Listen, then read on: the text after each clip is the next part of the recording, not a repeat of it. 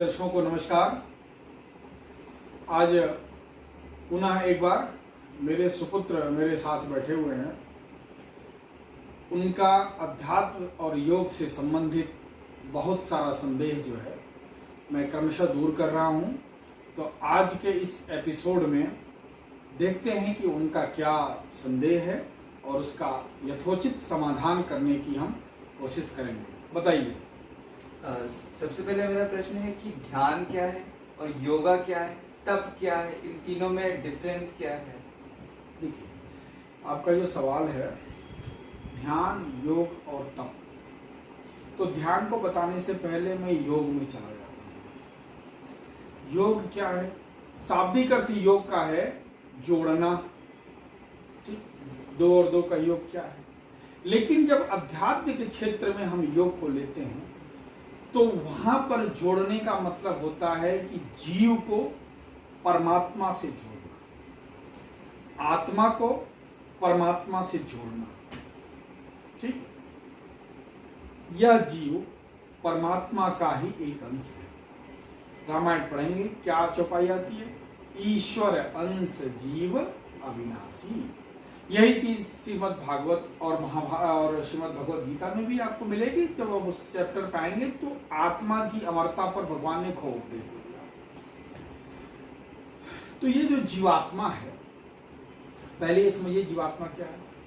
हम एक शरीर है ना, लेकिन इसके अंदर तो एक आत्मा निवास करती। आत्मा के ऊपर जब मन, बुद्धि, चित्त, अहंकार का लेपन हो जाता है तब वह जाकर के जीव का रूप धारण, अदरवाइज वो आत्मा है। जैसे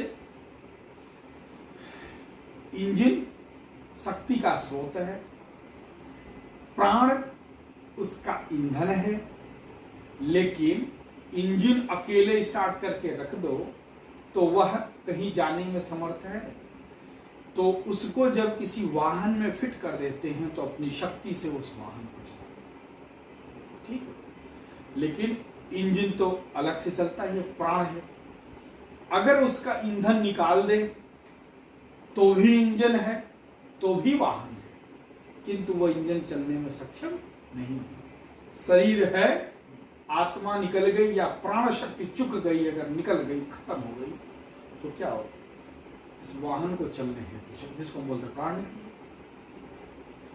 तो जीव और ब्रह्म के संबंध शास्त्र, विज्ञान, स्टडी, ठीक है, study of relation between soul and god is the yoga. अब चूंकि यह इतना बड़ा विषय है तो इसके कई सारे अंग हैं। कुछ शारीरिक योग है, कुछ मानसिक योग है, कुछ तप है, ठीक है, कुछ को क्रिया योग, कुछ को सांख्य योग, समझ गए? तो ये उसके कई सारे अंग हैं। तो ध्यान भी उसी का एक अंग है। वास्तव में अगर योग का आप अध्ययन करना चाहेंगे तो आपको महर्षि पातंजलि का अध्ययन करना पड़ेगा। महर्षि पातंजलि को ही योग का जनक जाना जाता है, ठीक। तो महर्षि पातंजलि के योग का अगर आप अध्ययन करेंगे तो उसमें आपको मिलेगा कि योग के 8 अंग हैं। आज ये नहीं कि कोई जाकर के गाने पर डांस कराए बोला योगा कर लिए, 4 एक्सरसाइज कर लिया बोला योगा कर लिए। वो योगा हो सकता है। योग क्या है, जो आपने सवाल किया, तप उसके साथ क्या जुड़ा है? तो महर्षि पातंजलि का ध्यान मतलब कहां से आया? ये योग था, ये योग की आवश्यकता थी, अब ध्यान कैसे आया? तो महर्षि पातंजलि का जो योग का तत्व दर्शन था, उन्होंने उसमें बताया कि योग के 8 अंग बताए। यम, नियम, आसन, प्राणायाम, प्रत्याहार, ध्यान, धारणा और समाधि। क्योंकि अंतिम लक्ष्य, लेकिन अंतिम लक्ष्य डायरेक्ट नहीं मिलेगा। अंतिम लक्ष्य क्या है भवन निर्माण का? छत पड़ जा रहने लायक, लेकिन नींव भी पड़नी है, दीवार भी खड़ी होनी है, दरवाजे भी खड़े होने हैं, सब कुछ होना है, तब वो रहने लायक भवन निर्माण होगा। अंतिम लक्ष्य है परमात्मा से मिलन, लेकिन यह जो योग की स्टेप्स हैं इनको बाईपास करके, ठीक। तो आप समझ गए, यम, नियम, आसन, प्राणायाम, प्रत्याहार, ध्यान, धारणा और समाधि। ठीक, अब यम नियम के भी इसके बाइफरकेशन है। अहिंसा, सत्य, आश्चर्य, ब्रह्मचर्य, अपरिग्रह, शौच, संतोष, तप, स्वाध्याय, ईश्वर प्रणिधान, ये सब यम नियम में आते हैं। आपको अगर एक ध्यानस्थ अवस्था में जाना है, अभ्यास करना है, तो क्या आपको आहार की शुद्धि, विचार की शुद्धि, शरीर की शुद्धि, क्या ये सब आवश्यक नहीं है? हैं, क्योंकि ये सब आपको डिस्टर्ब। कोई व्यक्ति अगर मदिरा पान करके बैठा और बोला अब योग करने जा रहे हैं, ध्यान लगाएंगे, लगेगा? कोई व्यक्ति किसी से झगड़ा करके आए हो, बोला ध्यान लगाएंगे। कोई व्यक्ति बहुत ही तामसिक आहार करके आए हो, बोला ध्यान लगाएंगे, लगेगा? नहीं। कोई व्यक्ति किसी को चीट करके आया हो, उसके मन में इतनी हलचल चल, कोई व्यक्ति चोरी करके आया हो, बोला ध्यान लगाने जा रहे हैं, लगेगा? नहीं लगेगा। तो आपका लक्ष्य तो था समाधि, आवश्यकता थी तो ध्यान, लेकिन उसके लिए जिन उपकरणों की आवश्यकता थी वो ये थे: यम, नियम, आसन, प्राणायाम, प्रत्याहार, धारणा।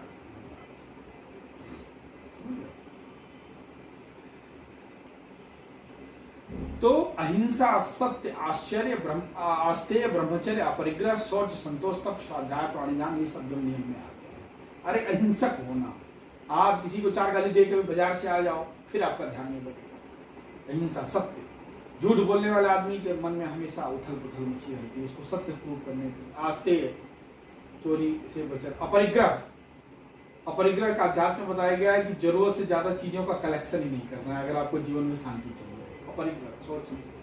ब्रह्मचर्य, ये सब चीजें उसमें बताई गई। तो अब सवाल आता है कि ध्यान कहां से आया?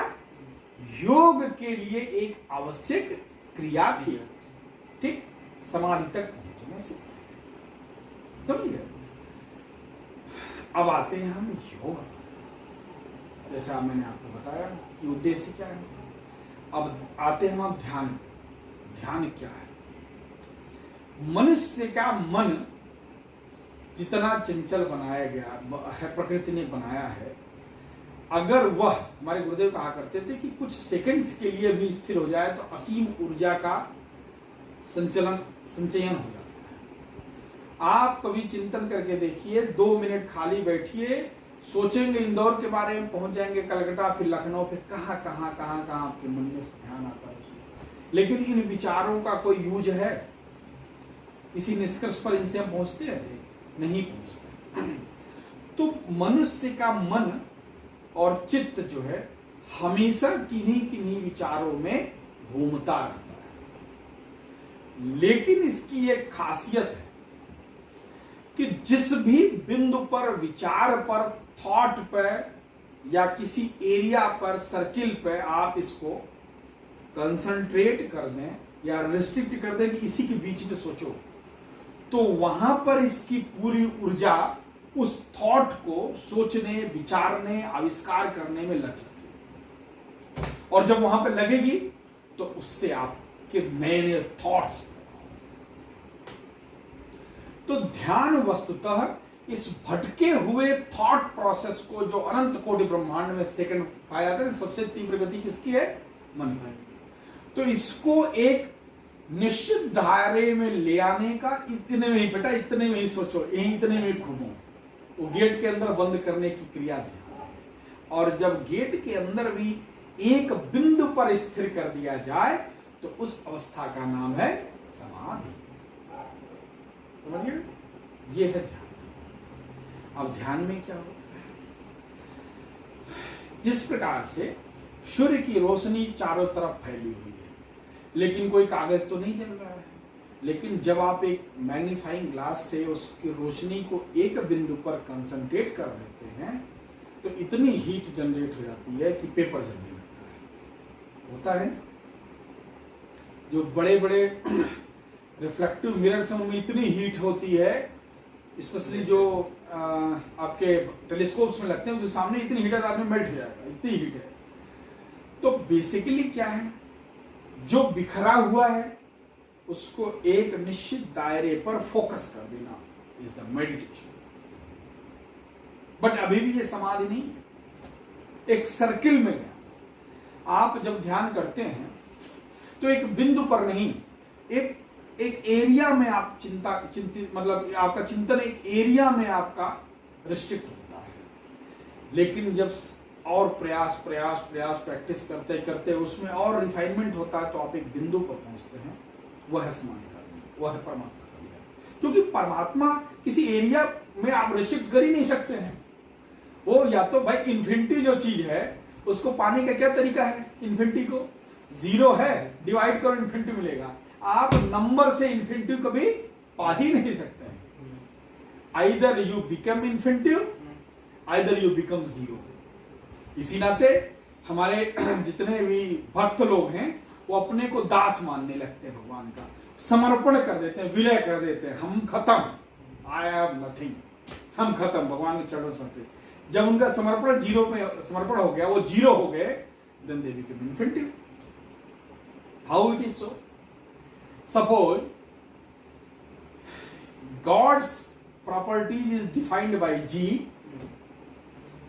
man property is defined by m, then g divided by g minus m, ये फार्मूला मैंने स्टैब्लिश किया। ठीक, आपको कहां जाना है? आपको इन्फिनिटिव बनना है, इन्फिनिटिव बनना है ना। g has got some value, m has got some value, because once you decided to travel on the path of spirituality, you started absorbing some skills in the field of spirituality, and you started relieving, relaxing, removing, rejecting some your vices। तो आपने कुछ skill develop किया, but God की skill तो बहुत बड़ी थी, लेकिन हुआ क्या? g divided bye g minus m, m को जैसे जैसे जैसे जैसे g की तरफ ले जाओगे, as m tends to g, what will happen? नीचे g minus g लगभग zero. If it becomes zero, then g divided by zero will become infinity। आपकी अवस्था क्या हो जाएगी? ईश्वर बिलीव, आप बिलीव हो जाओगे परमात्मा। हमको क्या करना था? हमको परमात्मा की साधना करते करते, योगा करते करते, साधना करते करते ईश्वर मय हो जाना था, m को g बन जाना था, और जैसे m g बना, g माइनस g को g। उसके पहले तक if there is a value between g minus m, then आप इन्फिनिटिव नहीं होंगे। g divided by 1 will be 2, something there, आप g से छोटे रह जाएंगे। तो परमात्मा में विलय का यह फार्मूला मैंने खुद रिसर्च किया। तो इस योग शास्त्र में हम क्या करते हैं? अपने थॉट प्रोसेस को एक सर्किल में ले आते हैं। फॉर एग्जाम्पल, हम पूजा करने बैठे, हम प्रतिमा के सामने बैठे, हम मंदिर में शिव लिंग के सामने बैठे, हम ध्यान कर रहे हैं, जप कर रहे हैं। By that time what will happen in your thought process? You will try to retract your thoughts from other field and to concentrate on that particular field. लेकिन आप तब भी शिवलिंग, गणेश जी, माता पार्वती, अपनी समस्या, भगवान मेरे पर कृपा करिए। Now you concentrated in a circle but not in A point. अभी भी थॉट्स आपके चल रहे हैं, विचार शून्यता नहीं आई। विचार शून्यता तो समाधि है, बट उसके लिए दिस इज मेडिटेशन। समझे? जब वहां से भी आपका विचार शून्यता आ जाए, नहीं मुझे कुछ डिमांड ही नहीं करना है, नो, शिवलिंग ये नहीं, ब्रह्म, शिव, परमात्मा, ठीक, मैं उनका सोल, मेरा विलय, no demand, then it is चरम अवस्था। ध्यान को समझाने के लिए एक और बहुत बड़ा एग्जाम्पल स्वामी विवेकानंद की एक किताब में मुझे स्वामी विवेकानंद की एक सांख्यों की किताब में पढ़ा था, तो उसमें उन्होंने लिखा कि रेडियो स्टेशन से तो हमेशा गाने बजते रहते हैं, लेकिन आपके पास रेडियो है तो सुनाई दे रहा है क्या? आप ऑन किए, जिस स्टेशन को ट्यून करोगे, एफएम को, वहीं के तो गाने मिलेंगे। तो आपकी भी अवस्था वही है। ध्यान में आप जिस फ्रीक्वेंसी पे पहुंचते हो, वो फ्रीक्वेंसी आपको ज्ञान के रूप में मिलती है। Now I will come in the field of physics. You have studied well about the resonance, anunad, once two frequency matches, चाहे 2n के चाहे 4n के मल्टीपल, देन दोनों में वाइब्रेशन, जो हायर फ्रीक्वेंसी है अपने छोटे वाले को वाइब्रेट करे। इसके एग्जांपल्स बताए गए हैं।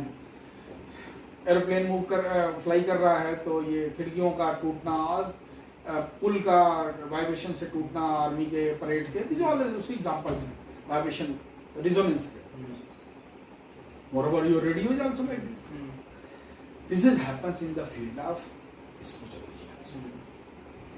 आप जैसे जैसे अपना चिंतन जिस दायरे में बढ़ाएंगे, because again I come, god's has got the infinitive frequency. उनके पास तो लिमिटेड ज्ञान नहीं है ना, कि उनको शिव पुराण पता है, प्रज्ञा पुराण पता है, विष्णु पुराण पता है, श्रीमद् भागवत पुराण पता है, गीता पता है। ही नोज एवरीथिंग, बिकॉज उनका डेफिनेशन ही तब इन द साइंटिफिक वे, उनका डेफिनेशन इस बात से स्टार्ट हुआ, ही इज ऑमनीपोटेंट, ऑमनीसिएंट एंड ऑमनीप्रेजेंट, सर्वशक्तिमान, सर्वगुण संपन्न।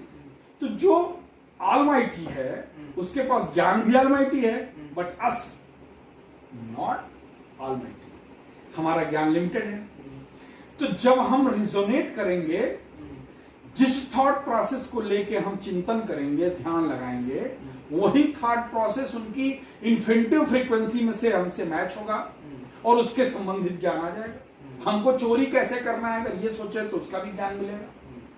ठीक, इसी नाते अगर आप साइंटिफिक वे में जाओगे तो जो ब्रेन स्पेशलिस्ट हैं वो थॉट्स को, इवन दो पढ़ाई के फील्ड में, स्पोर्ट्स के फील्ड में, वो मेडिटेशन में आपको उन्हीं चीजों को थॉट्स में लाना है, देन प्रैक्टिकली भी वो चीज स्ट्रांग होती है। आपको अच्छा स्टूडेंट बनना है, देन थॉट्स में आपको बार बार अच्छा बनना है पढ़ाई का,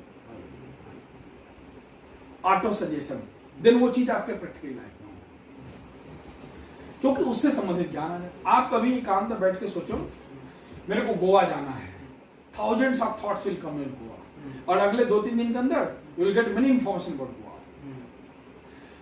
आप सोचो मेरे को तीर्थ यात्रा करना है, दिमाग में बहुत सारे थॉट्स आएंगे, अच्छा वो आदमी ऐसे बोला था, यूट्यूब पे ऐसे था, पापा ऐसे बताए थे, ये तीर्थ यात्रा। तो आपका जो थॉट्स है ये रिजोनेट होता है that major portion of the frequency of the god. उसमें से जिस फ्रीक्वेंसी को आप कैच कर पाते हो उस पर आपका ज्ञान परिपूर्ण होगा।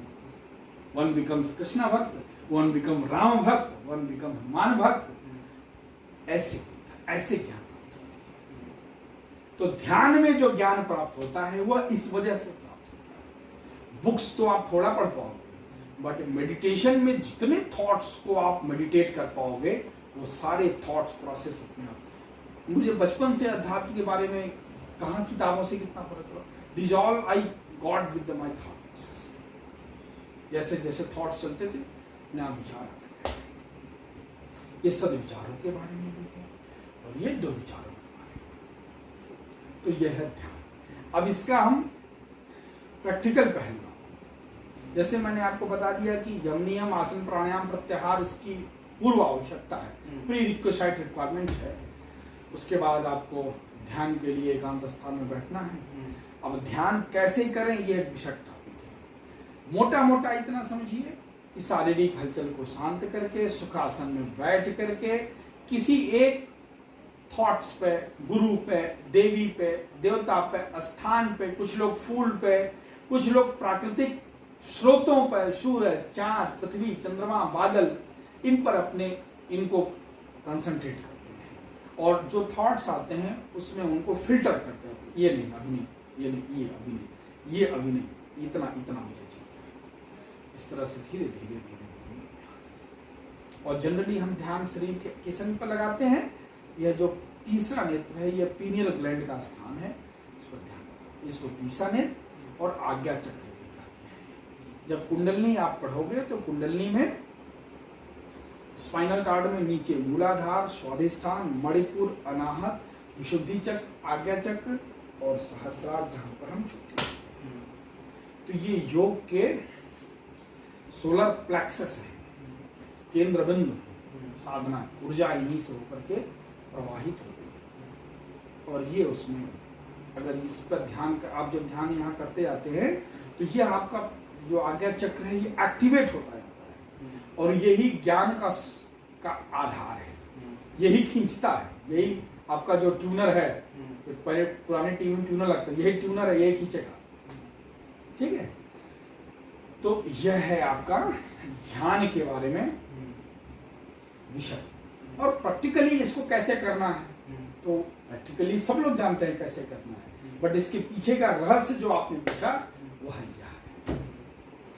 तो योग के जो स्टेप्स महर्षि पतंजलि ने बताए हैं, उनमें किसको भी बाईपास करके आपका सक्सेस नहीं होगा। आपको डायरेक्ट ध्यान भी आपका नहीं लगेगा, डायरेक्ट आपका समाधि नहीं लगेगी। आपको नीचे से जितनी स्टेप हैं सब पर प्रैक्टिस करते क्रमशः दिन प्रतिदिन उत्तरोत्तर उसमें प्रगति और सुधार करते जाना पड़ेगा। आपको अपने आहार में सुधार करना, अपने विहार में सुधार करना पड़ेगा, अपने विचार में सुधार करना पड़ेगा, आपके आसन में सुधार करना पड़ेगा।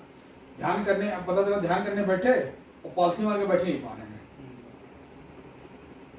आपका पेट इतना बड़ा निकला हुआ है, आपसे कहाँ आसन हो जाएगा, कितनी देर ध्यान लगा लोगे, समझ गए। 2 मिनट एसी चला गया, बेचैन हो जा रहे हो तो कितनी देर ध्यान लग जाएगा आपका। सुबह आप यम नियम आहार विहार ही सही नहीं है आपका विहार, सुबह आप 9 बजे उठ रहे हो, कहाँ ध्यान लग जाएगा। तो ये सारी चीजें आपको एकांत पर रह नहीं पा रहे हो, कैसे ध्यान लग पाएगा। तो ये सारी चीजें आपको ध्यान के लिए बहुत आवश्यक है। और ध्यान आवश्यक नहीं मतलब इसके बगैर अध्यात्म में प्रगति हो ही नहीं सकती। ऐसा नहीं सोचो कि जो लोग दिन भर भगवान का नाम जपते रहते हैं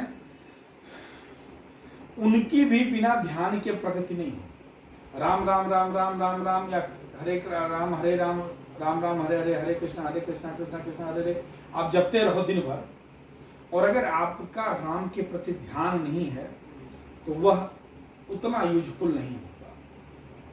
कबीरदास जी ने इस पर कहा भी है एक बार कि तोता को राम राम सिखा देते हैं, लेकिन तोता राम के तत्व को तो जानता नहीं है और उस पर उनका ध्यान भी नहीं है, तो क्या तोते को भी मोक्ष मिलेगा। तो हम प्रैक्टिस करते हैं कि भगवान का नाम ले रहे हैं, तो हम मानते हैं कि 100 बार भगवान का नाम लेंगे, 10 बार डेविएशन होगा तो 90 बार तो भगवान का ध्यान भी तो आएगा। ठीक है, तो ध्यान आवश्यक है।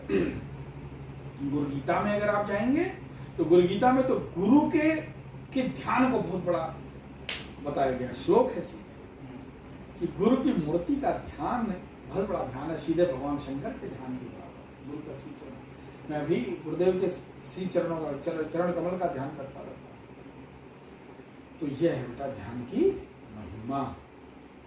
ठीक है, अगले एपिसोड में आपको हम कुंडलिनी के बारे में आपको बताएंगे। कुंडलिनी क्या है, कुंडलिनी कैसे जगाई जाती है और जगाने से क्या होता है। अभी इसका थोड़ा सा आपको झलक बता देते हैं हम कि कुंडलिनी मनुष्य के शरीर का ऊर्जा स्रोत है, पावर हाउस है। वही पावर हाउस अगर डिस्टर्ब हो तो शरीर के अंदर बिजली का प्रवाह प्रभावित होगा। स्पाइनल कार्ड टूट जाए, वहां की नर्व कोई प्रेस हो जाए, वहां की नर्व कोई टूट जाए, उससे जाने वाला जो करंट है वहां का संबंधित अंग पैरालाइज होगा। तो यह तो उसका लौकिक पहलू हुआ। अगर उसी चूंकि वह जो ऊर्जा स्रोत है उसको हम खर्च करते हैं लौकिक जीवन में, उठने बैठने खाने पीने काम करने पढ़ने आंखों, लेकिन जब हम उसी ऊर्जा को इन सब चीजों से बंद करते हैं, आंखों, ये साइंस और अध्यात्म में कंट्राडिक्शन है। साइंस कहती है कि सामने लाइट रहेगी तो हमको कोई चीज दिखेगा ना, और अध्यात्म कहता है कि वो तो ठीक है, जो अंधा है उसके सामने लाइट है तो दिखेगा क्या, है ना। तो मतलब अंदर भी कोई बिजली का स्रोत हमको चाहिए होता है पर्दे को चलाने के लिए। तो अध्यात्म की दृष्टि में प्रगति पाने के लिए आपका जो स्पाइनल कार्ड है, बचपन में जब मनुष्य पैदा होता है, बच्चे बहुत कम लोग इसको जानते हैं, तो जो ब्रह्म ऊर्जा है ब्रह्म रस के रूप में यहाँ तालुम, छोटे बच्चे का ये बहुत ऐसे सॉफ्ट सा रहता है, वहाँ इकट्ठा रहती है हेड के ऊपर, ये जो सहस्रार है। धीरे धीरे धीरे धीरे जब वो 7-8 साल का होता है तो उसके गले में फिर धीरे धीरे मूलाधार के नीचे आ जाती है। उसको वापस साधना में जब हम उठा देते हैं, मतलब जो दुनिया के लिए एक्सपेंड हो रहा है उसको स्पेंड हो रहा है खत्म करके, रोक करके, मिनिमाइज करके, और जो खर्च हो रहा है, जितनी बैटरी डेली खर्च हो उसको रिचार्ज करके योग के द्वारा वापस फिर एनर्जी को उठाते हैं, तो इन चक्रों को जागृत करते हुए वापस चलती है। और जिन इन चक्रों को जागृत करती है उन चक्रों से संबंधित शक्तियां। अगले एपिसोड में जब आप कुंडलिनी के ऊपर अपना डाउट आप पूछिएगा तो आपको कुंडलिनी का बहुत ही विशुद्ध और विशद वर्णन मैं करूंगा। आपको जान के आश्चर्य होगा कि जो ये देवनागरी में जो शब्द उत्पन्न हुए हैं उनकी उत्पत्ति का संबंध भी आपकी कुंडलिनी से। कोई व्यक्ति बचपन से लेखकार है, कोई व्यक्ति बचपन से कलाकार है, आर्टिस्ट है, म्यूजिशियन है, ये ऐसे नहीं है। उसका जो संबंधित वह चक्र है वो जागृत है। ठीक है, ये सारी चीजें कुंडलिनी, अगले एपिसोड में कुंडलिनी को हम बताएंगे।